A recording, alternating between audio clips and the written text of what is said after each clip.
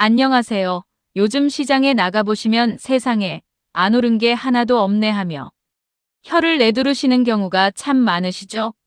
배추 한 포기, 달걀 한 판 집어들기가 무서울 정도로 물가가 치솟고 있어 걱정이 이만저만이 아니실 겁니다.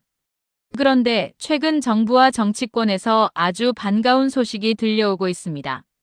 바로 추경을 통해 20조 원 규모의 민생지원금을 지급하겠다는 논의가 급물살을 타고 있다는 소식인데요.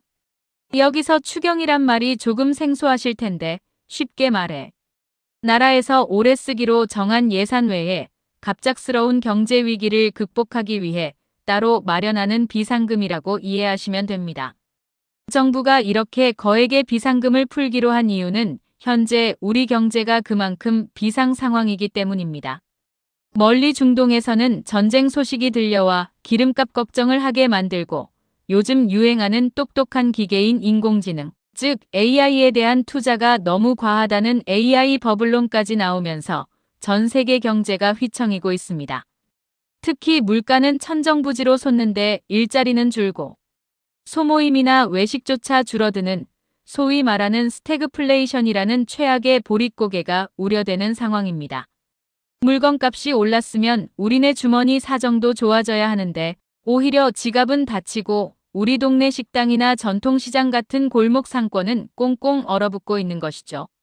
그래서 정부는 20조 원이라는 막대한 자금을 투입해서라도 우리 어르신들과 소상공인들의 숨통을 틔워주겠다는 절박한 심정으로 이번 대책을 준비하고 있습니다.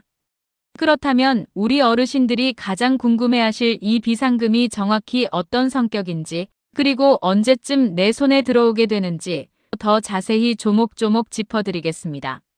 앞서 말씀드린 추경, 즉 추가 경정 예산에 대해 조금 더 쉽게 설명해 드려보겠습니다. 우리가 집안 살림을 할 때도 갑자기 가족이 아프거나 지붕이 새면 미리 떼어둔 비상금을 꺼내 쓰지 않습니까? 나라 살림도 마찬가지입니다. 작년 연말에 국회에서 올해는 이만큼만 쓰자라고 약속했지만 예상치 못한 큰 가뭄이나 경제 불황이 닥치면 그 약속한 금액만으로는 부족하게 됩니다. 그럴 때 정부가 지금 당장 서민들이 죽겠으니 돈을 더 써서라도 경제를 살려야겠다라고 판단해서 추가로 편성하는 예산이 바로 추경입니다. 이번에는 대통령께서 직접 가장 빠르고 신속하게 예산을 짜라고 엄중히 지시했을 만큼 상황이 매우 급박하게 돌아가고 있습니다. 대통령의 명령이 떨어지자마자 관계 부처 장관들과 실무자들은 밤낮 없이 회의에 돌입했고 국회에서도 여야를 막론하고 최대한 빨리 예산을 통과시키겠다는 공감대가 형성되었습니다. 이렇게 정부와 국회가 한마음으로 속도를 내고 있는 만큼 지급 시기도 과거 어느 때보다 빠를 것으로 보입니다. 현재 전문가들의 분석으로는 빠르면 4월 중순이나 말, 늦어도 따뜻한 바람이 부는 5월 안에는 실제 지급이 시작될 것이라는 전망이 지배적입니다. 행정 절차를 대폭 줄여서라도 어르신들의 빈 주머니를 하루빨리 채워드리겠다는 것이 정부의 확고한 의지입니다. 손주들 용돈 줄 일 많은 가정의 달 5월이 오기 전에 반가운 지원금 소식이 어르신들 댁에 도착할 수 있을 것 같으니 조금만 기운내서 기다려보셔도 좋을 것 같습니다. 시기가 이렇게 구체화되고 있다면 이제 가장 중요한 문제, 과연 누가 얼마나 받게 될지 그 차등 지급 방안을 꼼꼼하게 살펴보겠습니다. 아마 가장 궁금하신 점이 그래서 내 주머니에는 정확히 얼마가 들어오나 하는 실질적인 금액일 것입니다. 현재 논의되는 전체 예산은 20조 원입니다. 이 돈을 우리나라 인구 5천만 명에게 똑같이 나누면 산술적으로는 한 사람당 40만 원 정도가 돌아갑니다. 하지만 20조 원 전체를 현금으로 주는 것은 아닙니다. 행정비용이나 다른 시급한 민생사업 예산을 제외하면 실제 여러분께 직접 드리는 현금성 소비지원금은 약 12조 원에서 13조 원 정도가 될 것으로 보입니다. 그래서 현실적으로는 모든 국민에게 똑같은 금액을 주기보다는 형편이 더 어려운 분들께 더 많이 드리는 차등 지급 방식이 유력하게 검토되고 있습니다. 예를 들어 모든 국민에게 20만 원씩만 줘도 10조 원이 훌쩍 넘어가 버리는데 이렇게 되면 정말 도움이 필요한 분들께 충분한 도움을 드리기 어렵기 때문입니다. 따라서 이번에는 소득 수준에 따라 선을 그을 가능성이 큽니다. 소득 상위 10%나 20% 혹은 30% 정도에 해당하는 분들은 지원 대상에서 제외하거나 아주 적은 금액만 드리고 대신 저소득층이나 취약계층, 그리고 매출 감소로 고통받는 소상공인 어르신들께는 40만 원에서 최대 50만 원까지 두툼하게 챙겨드리는 방식이 논의 중입니다. 일반적인 가구의 경우에는 1인당 10만 원에서 20만 원 정도를 받게 될 가능성이 큽니다. 과거 코로나 시절 전 국민에게 25만 원씩 드렸던 때와 비교해보면 이번에는 훨씬 더 세밀하게 나누어 어려운 사람을 더 두껍게 돕자는 원칙이 적용되는 셈입니다. 내가 받을 금액이 어느 정도 가닥이 잡혔다면 이제 이 귀한 돈을 어떤 형태로 받아서 어디에 써야 경제가 살아나는지도 꼭 알고 계셔야 합니다. 이번 지원금은 통장에 현금으로 꽂아드리는 방식보다는 지역화폐나 카드 포인트로 지급될 가능성이 매우 높습니다. 아니, 그냥 현금으로 주면 편할 텐데 왜 귀찮게 지역화폐로 주나 하고 의아해하실 수도 있습니다. 하지만 여기에는 우리 경제를 살리기 위한 아주 깊은 뜻이 담겨 있습니다.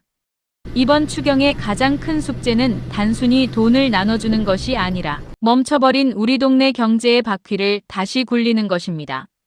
만약 현금으로 드리면 많은 분이 불안한 마음에 저축을 하거나 나중에 쓰려고 장롱 속에 넣어두실 수 있는데 그렇게 되면 시장에 돈이 돌지 않아 경제 살리기 효과가 사라져버립니다. 그래서 이번에도 지난번처럼 대형마트나 백화점, 온라인 쇼핑몰에서는 쓸 수 없게 제한을 두고 대신 우리 집 앞 작은 슈퍼마켓, 동네 식당, 약국, 그리고 단골 손님이 줄어 고생하시는 전통시장 소상공인 매장에서만 사용할 수 있도록 할 예정입니다. 이렇게 하면 어르신들이 지원금으로 고기 한 근 사시고 맛있는 과일 한 바구니 사실 때 그 돈이 고스란히 동네 가게 사장님에게 전달되어 그 집 살림도 살아나고 결국 그 사장님이 또 다른 곳에서 돈을 쓰는 선순환 구조가 만들어집니다. 이 돈이 동네를 한 바퀴 돌아야 우리 자식 세대들의 일자리도 지켜지고 나라 경제가 건강해지는 것이죠.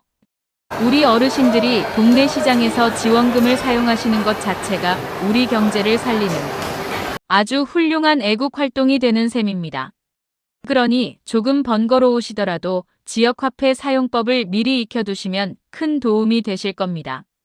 마지막으로 이번 지원금이 우리 삶에 어떤 변화를 줄지, 그리고 우리가 준비해야 할 점들을 정리해 드리겠습니다.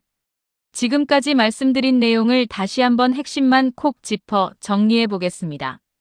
정부는 지금 20조 원이라는 엄청난 규모의 민생지원금을 준비하고 있으며 빠르면 4월, 늦어도 5월 안에는 여러분의 손에 지원금이 꼭 쥐어질 수 있도록 속도를 내고 있습니다.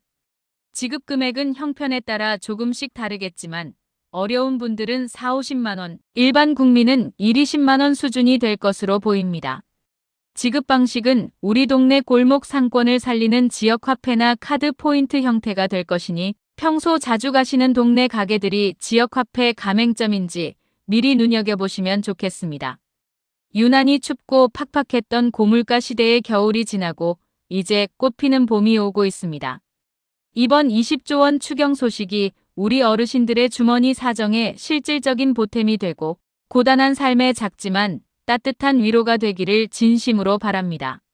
정부와 국회가 정치적 다툼을 내려놓고 오직 민생만을 생각하며 신속하게 합의해 주기를 우리 모두 두 눈 크게 뜨고 지켜봐야겠습니다. 어르신들, 경제가 아무리 어렵고 세상이 시끄러워도 가장 소중한 재산은 바로 어르신들의 건강입니다. 정부 지원금 소식 꼼꼼히 챙기시면서 오늘도 맛있는 식사 거르지 마시고 활기차게 하루를 보내시길 바랍니다. 저는 앞으로도 어르신들께 꼭 필요한 돈이 되는 정보, 기분 좋은 소식들만 모아서 다시 찾아뵙겠습니다. 긴 시간 함께 해주셔서 정말 감사합니다. 오늘도 건강하고 행복하십시오.